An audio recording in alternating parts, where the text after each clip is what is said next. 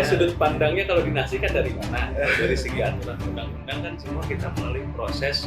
Dulu cita-citanya bukan jadi politisi, jadi polisi, bener nggak? Sempat Bener, jadi polisi. Jadi kalau ada jalan berlubang itu bukan jalan. nanti bisa dicek nanti titiknya.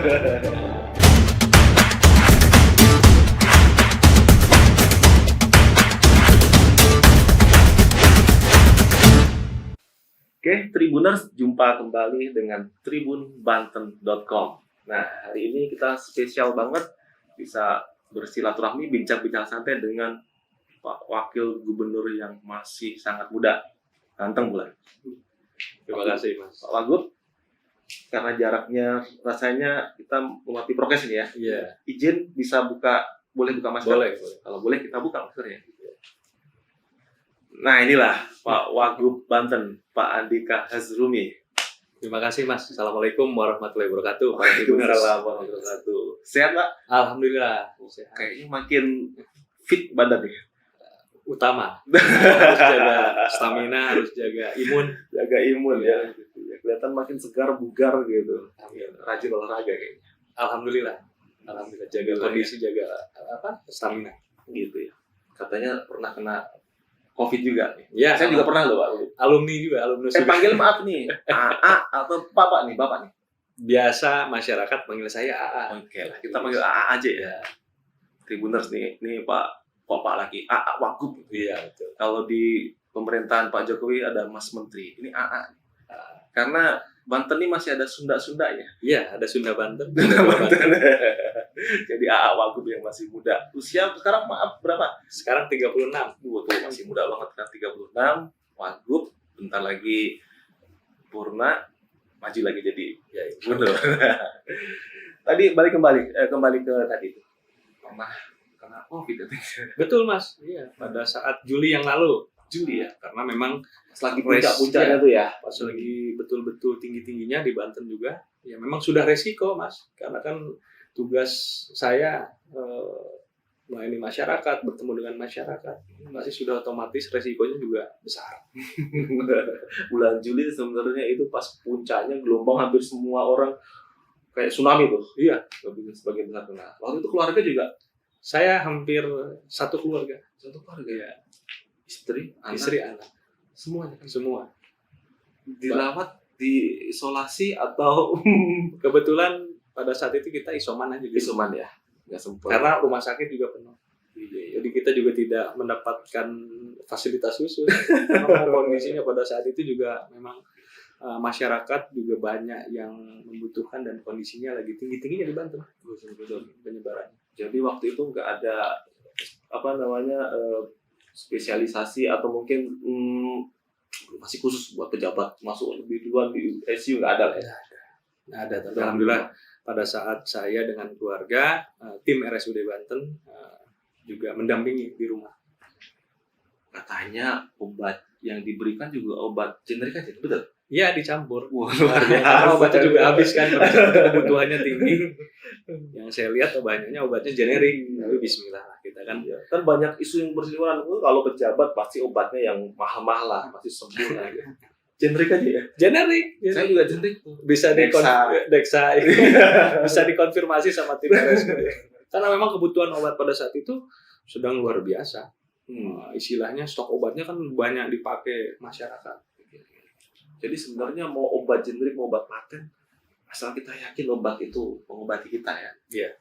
Satu lagi, COVID kan katanya nyerangnya juga selain fisik juga mental ya. Betul.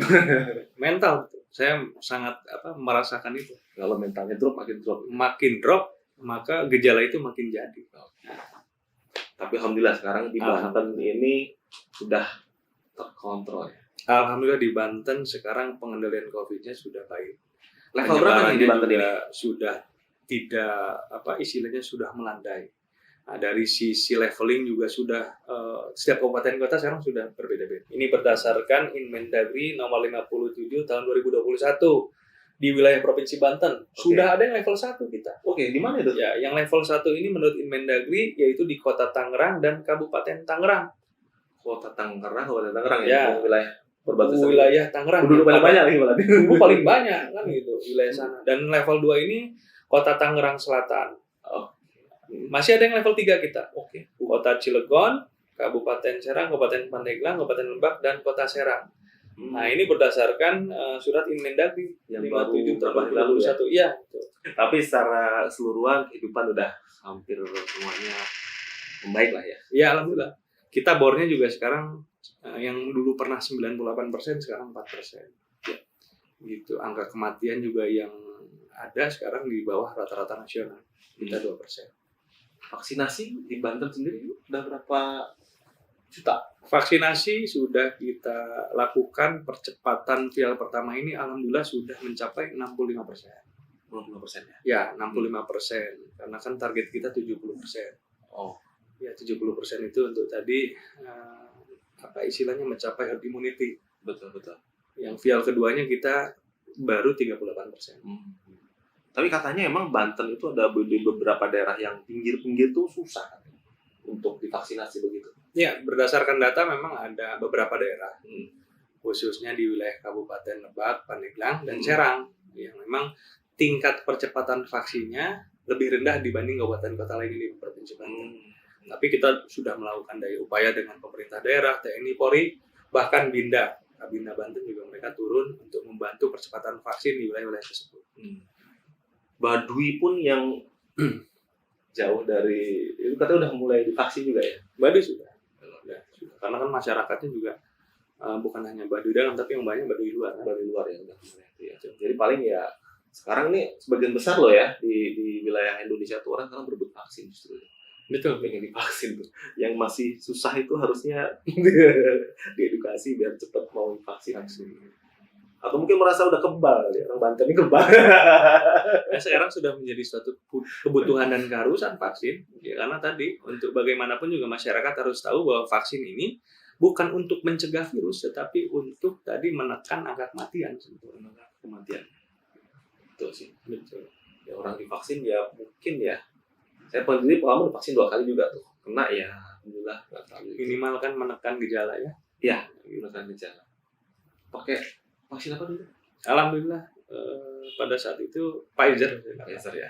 Kalau saya produk Sinovac. Alhamdulillah sehat semua ya. Apapun produknya yang penting mau divaksin itu ya. Bagus. Bukan jualan produk tapi memang produknya gitu sih adanya itu aja. Nah, Pak Ogup ngomong untuk perekonomian nih. Iya. Selama pandemi ini kan hampir seluruh dunia itu kan turun ya. Di Banten sendiri gimana perekonomian? Pada saat pandemi beberapa bulan yang lalu, ekonomi Banten ya terkontraksi itu sampai -3 kita. -3 ya? -3. Cukup dalam, tapi sekarang kita sudah mulai merangkak lagi karena semua sumber-sumber penggerak ekonomi kan sudah mulai berjalan. Baik yang pertama sektor pendapatan daerah melalui pajak kendaraan bermotor juga sekarang sudah pemasukannya sudah mulai meningkat lagi. Selanjutnya juga dari sektor pariwisata kan sekarang sudah mulai geliatnya pariwisata sudah mulai istilahnya sudah mulai jalan kembali, okupansi hotel juga seorang setiap weekendnya sudah bludak malah sekarang menjelang ya istilahnya menjelang stabil lah ya dalam konteks pandangan pariwisata. UMKM terasa banget dampaknya waktu itu. Sangat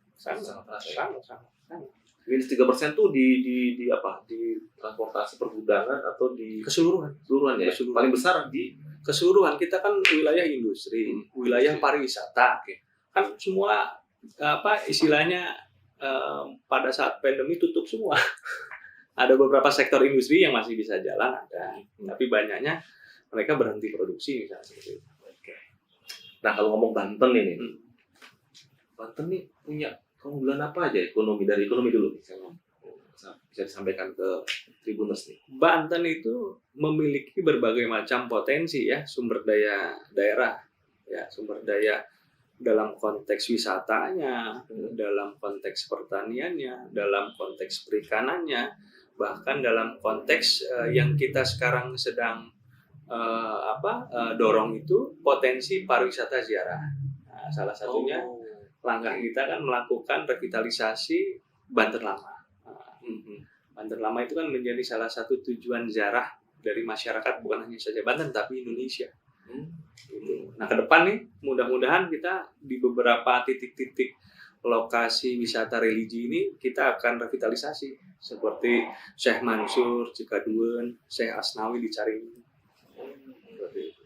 Jadi banyak tempat ya, nggak cuma di Banyak. itu dari berbagai penjuru ya datang sih wisata Bukan hanya Banten tapi dari seluruh Nusantara.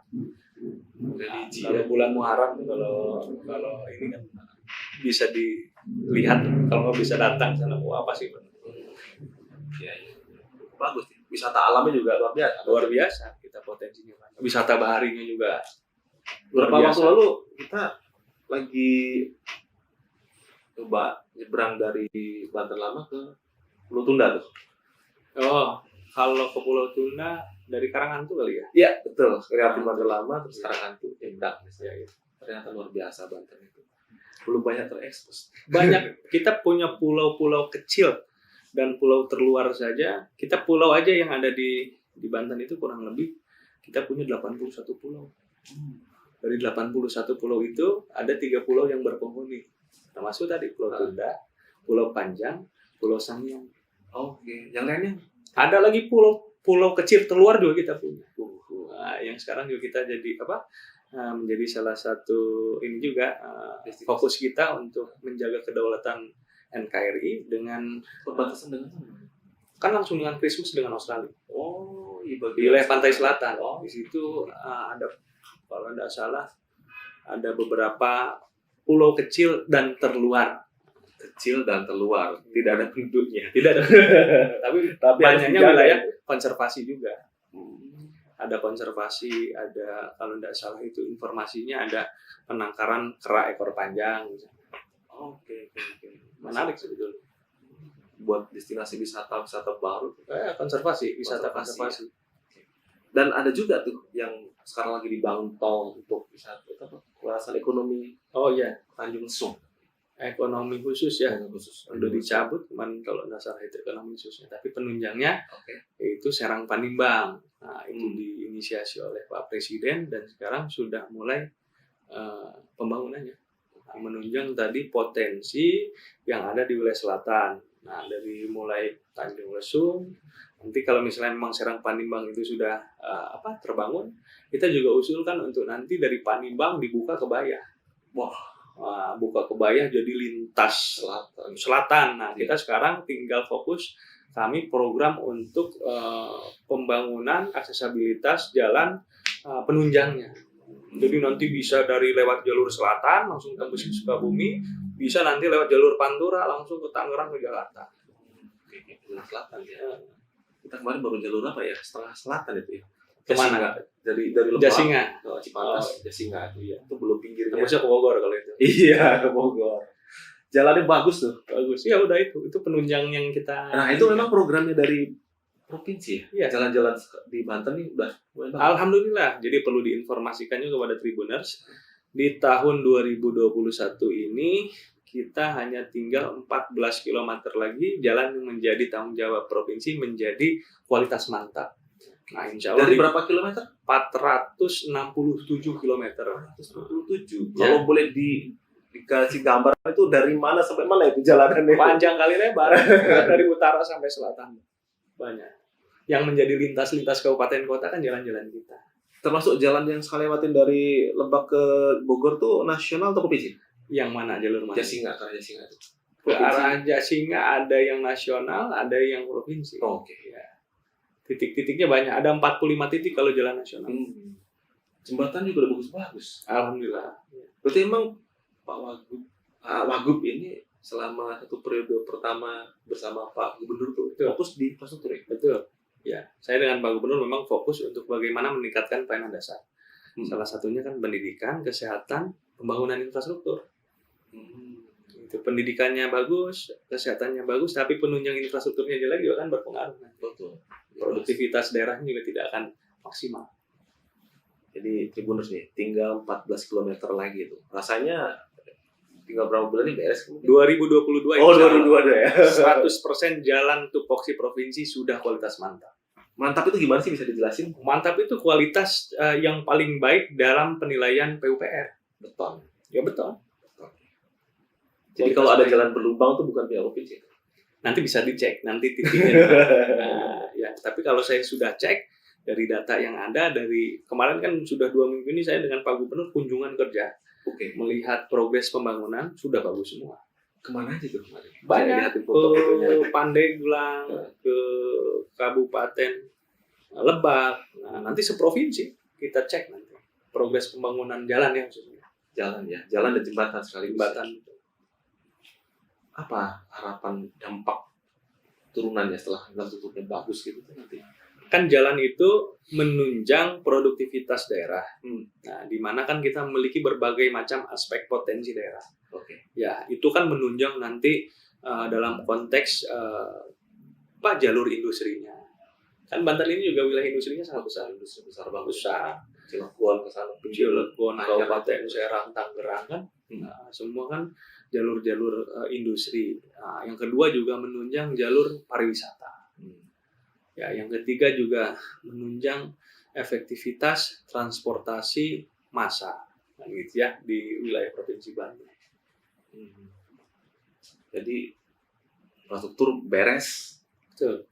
periode berikutnya Tinggal memikirkan yang lain. perekonomian yang lain. Ya, bisa perekonomian, bisa yang kurang dari evaluasi sekarang apa kan? Oke.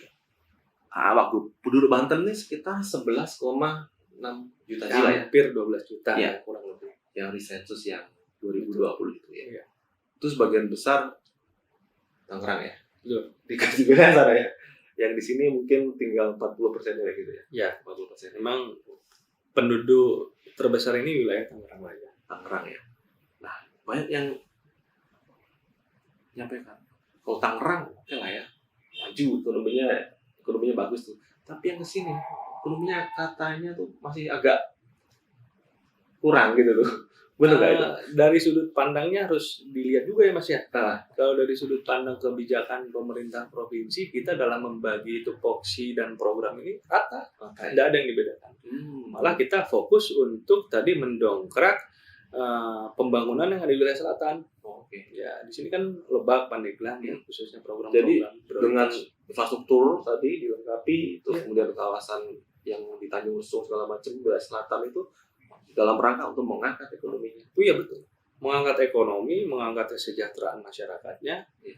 dan juga membuka akses. Kan dengan adanya jalan Betul. kan otomatis geliat wilayah juga semakin semakin baik ya di sana. Betul. Begitu aksesnya dibuka, ekonomi tumbuh. Pasti. Wisata hidup juga.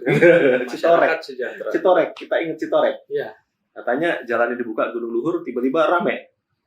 Belum sempat disiapkan infrastruktur yang lain-lain. Tempat penginapan, tempat kuliner segala macam, belum terlanjur rame. Rame ya. Jalan baru udah dibeton. Jalan dibuka. Kita sudah buat fasilitas masjid juga di atas, itu juga luar biasa.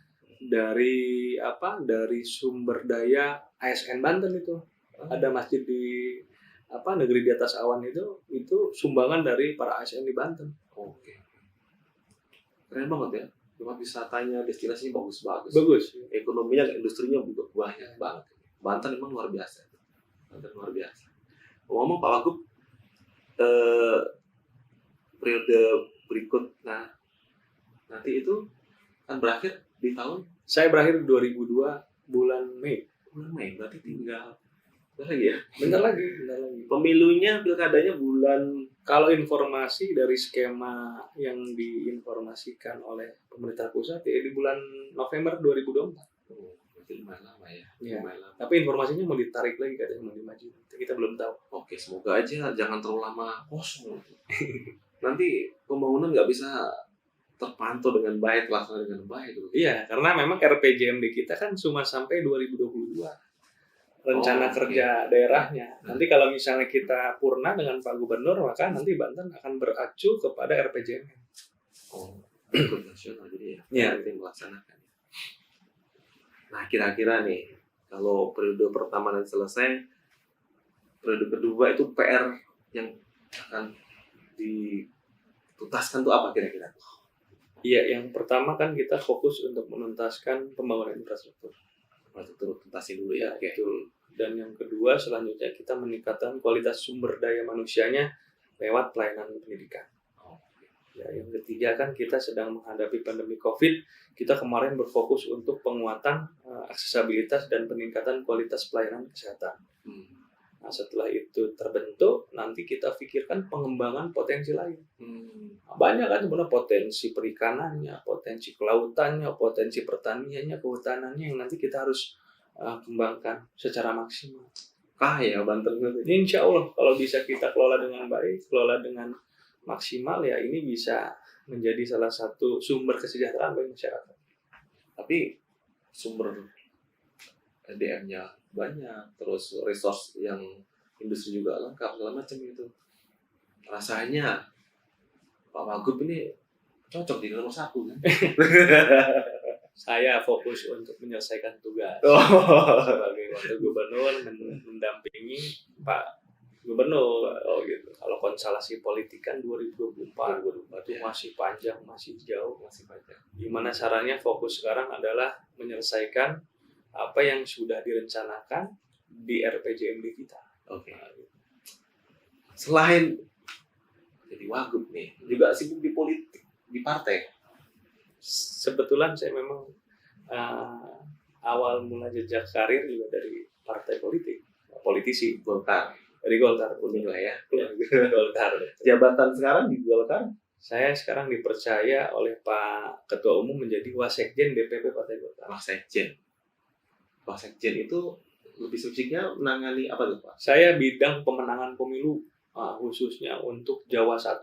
Jawa 1 Ya, berarti lingkupnya DKI, Banten, sama Jawa Barat. pas banget itu. Wah, itu 3 wilayah. DKI, Jawa Barat, sama Banten. 3 wilayah yang sangat berat itu. Berat. 35% suara masyarakat itu adanya di PP Jawa 1. Oke. Nanti kan pemilu serentak nih. Betul, serentak. Presiden, gubernur, Legislatif. kepala daerah sampai kabupaten kota. Betul. Semoga menang ya. Amin. Masyarakat juga nanti akan menilai karena hasil kerja juga. Kita berupaya sekarang menyelesaikan dulu tugas, menyelesaikan dulu amanah, menyelesaikan dulu program kerja. Jadi nanti masyarakat yang bisa melihat raihan hasil pencapaian pembangunan. Nah, ngomong di Banten ini kan banyak juga menyebut Banten ini dinasti politik. Dari ibu ke Sandika, ada tante ya kalau bilang ya, Ya, Bibi. Bibi, terus ada sebelum Ibu Aini gitu. Itu emang dinasti yang sengaja makanya sudut pandangnya kalau dinasti kan dari mana? Dari segi aturan undang-undang kan semua kita melalui proses aturan yang ada, ya, melalui pemilu, melalui pemilihan oleh masyarakat, kan gitu. Jadi ya memang dalam konsepsi yang ada di Banten ini, ya kita kan keluarga ini berasal dari Banten, asli orang Banten. Kita memiliki tadi tanggung jawab bagaimana yang ada di pikiran kita untuk bagaimana memajukan daerah dan mensejahterakan masyarakat. Karena tahu masalahnya, iya, dan asal usul dari sini, betul, dan dekat dengan masyarakat segala macam, ya keinginan untuk mengabdi lah. Iya, pengabdian terhadap masyarakat. Bagaimana memajukan daerah, bagaimana mensejahterakan. Cuma kebetulan aja tuh ya, ada Bibi, ada segala macam, itu kebetulan aja. Iya. Yang menyebut itu kebetulan ya. Bukan kebetulan ya, memang kepedulian emang. Secara dari tadi harafiah keluarga, fitrah keluarga, karena kita memiliki rasa tanggung jawab moral yang besar terhadap daerah kan gitu, seperti itu. Tanggung jawab memang kadang-kadang sebagian orang merasa tanggung jawabnya besar, dia nggak ukur. Nggak ukur diri gitu. Kan prosesnya juga kan pemilihan, dipilih secara langsung oleh masyarakat. Ya berarti kalau misalnya memang masyarakat berkenan dan ini ya, maka terpilihlah kan, seperti itu. Kondisi fakta yang ada ya, dan tidak dipaksakan, masyarakat juga kan mempunyai penilaian tersendiri. Andika ini kan juga berangkatnya bukan dari langsung kepala daerah ya, kalau nggak salah DPD dulu ya. Dulu dari legislatif. DPD betul kan? Ya. Bukan DPR dulu kan? DPD, Dewan Perwakilan Daerah, yang mewakili 2019. 2009, mohon maaf. DPD dulu 2009. Dapil Banten, yang mewakili Banten. Waktu masih usia berapa tuh jadi anggota? Saya 24. Wah, 24 tahun. Satu periode. Selesai tuh. Alhamdulillah. Habis itu baru masuk ke DPR ininya. DPR hanya 2 tahun. 2014 ya? 14-17. Oke. Barulah masuk ke Iya, karena pada saat itu kan syarat pencalonan harus mundur dari DPR. Jadi saya 2 tahunnya di DPR, maju pemilihan gubernur dengan Pak Wahidin Halim untuk ikut kontestasi Pilgub 2017 itu. Jadi benar-benar dari bawah ya gitu ya, Iya, bukan ujuk-ujuk. By proses. By proses. Kalau saya merasakan bahwa ya tadi semua yang saya lalui dan saya lakukan ini semua dari proses yang sangat panjang, Mas. Baik pembelajaran, baik pengetahuan, baik dalam konteks istilahnya penyelesaian masalah, pemetaan masalah. Jadi prosesnya sudah sangat panjang.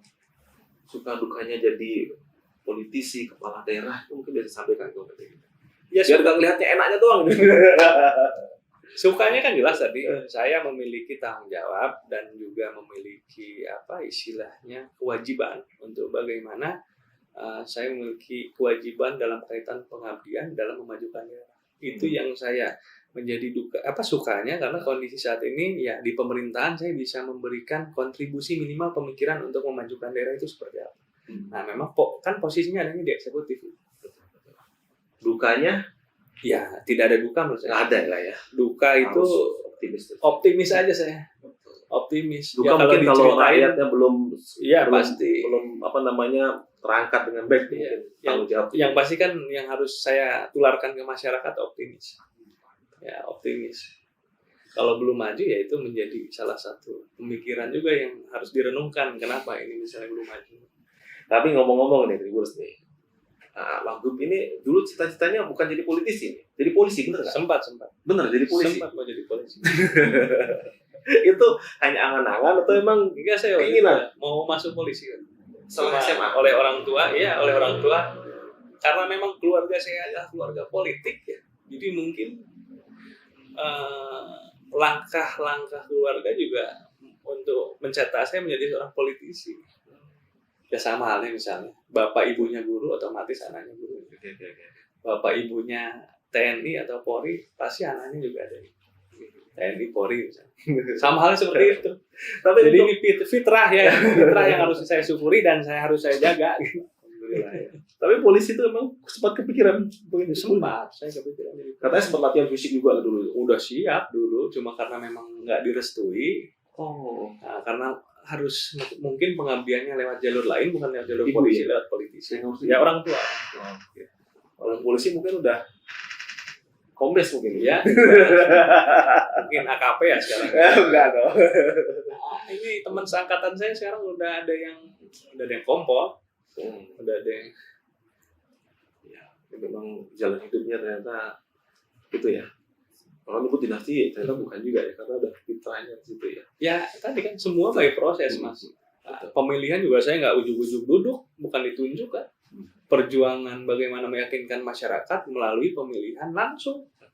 Kan itu proses, Mas. Betul. Kalau masyarakat menilai bahwa tidak layak, tidak mampu, ya tidak mungkin saya bisa diberikan amanah oleh masyarakat.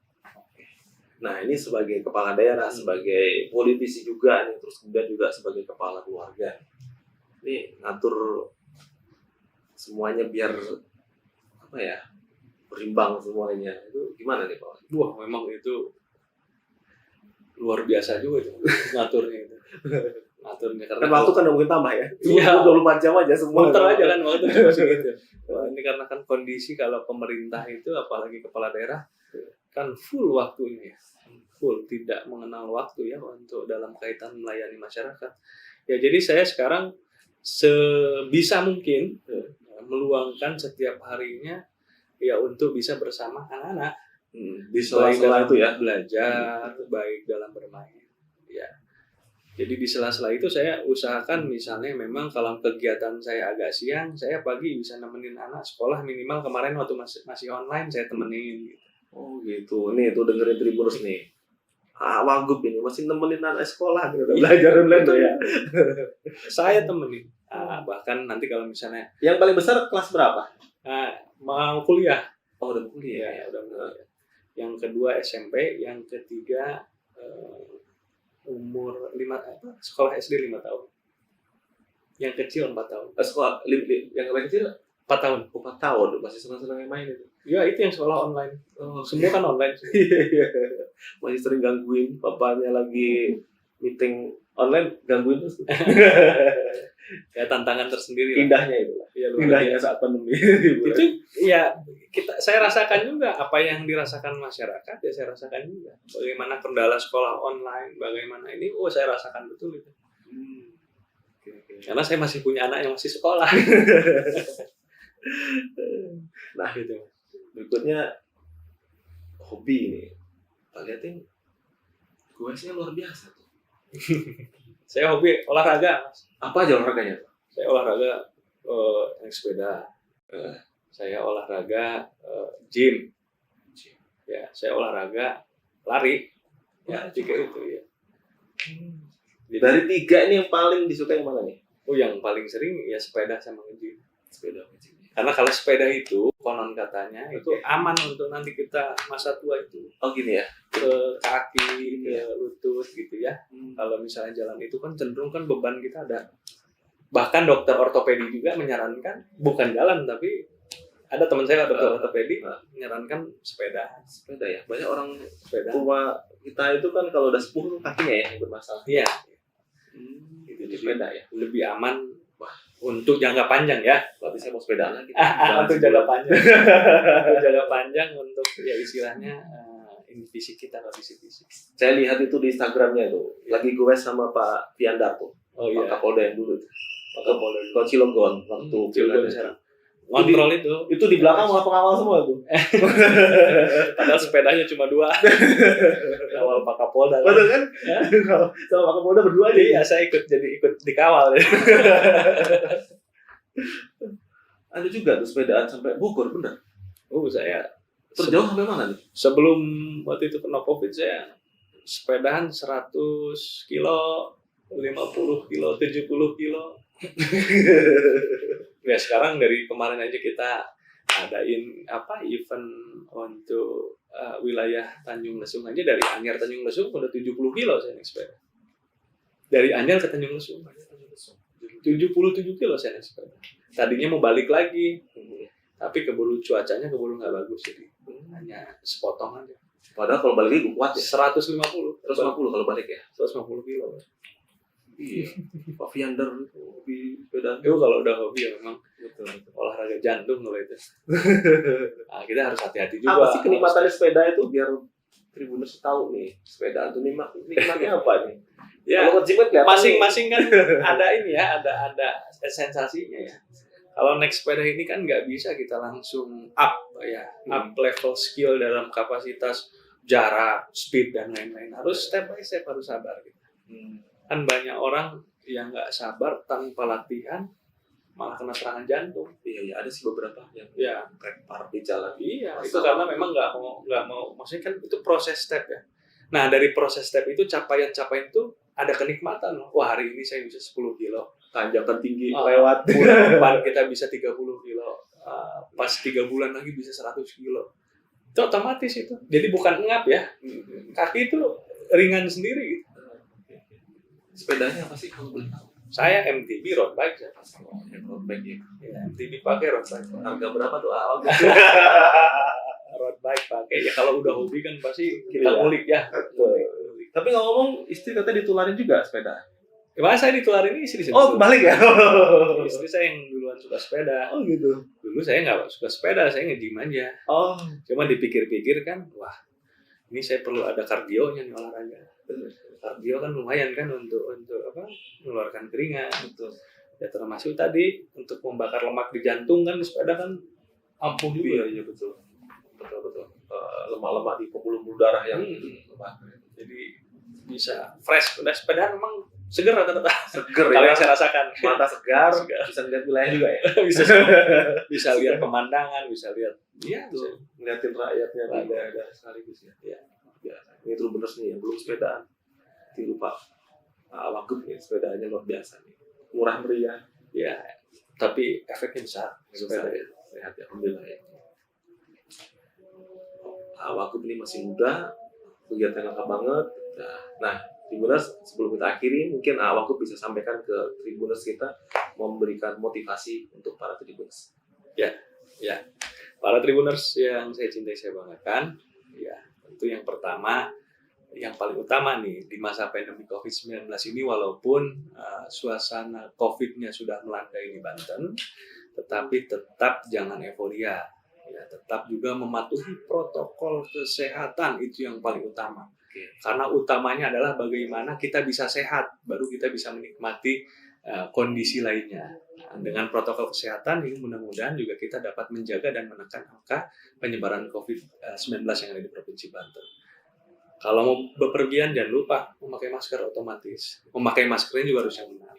Oke. Nah, selanjutnya juga dengan kondisi ini kita harus juga terpacu untuk bisa lebih mengadopsi hidup sehat dengan rajin berolahraga, makanan-makanan yang istilahnya yang sehat, dan juga istirahat yang cukup untuk bagaimana kita menjaga imun kita, menjaga stamina kita untuk menangkal tadi penyebaran COVID-19 yang ada di Provinsi Banten. Demikian Tribuners nih, sehat dari AA Wagub yang harus kita patuhi, dan kita contoh beliau nih masih muda, optimis dari karir bawah, kemudian sampai sekarang beliau menjabat Wagub. Semoga aja nanti bisa melangkah lebih tinggi lagi. Amin. Nah, itu menginspirasi kita semua para Tribuners yang masih muda ini untuk jangan pantang menyerah. Betul. Harus terus berusaha dan belajar. Oke Tribuners, sampai bertemu kembali di waktu dan lain kesempatan. Terima kasih. Assalamualaikum warahmatullahi wabarakatuh.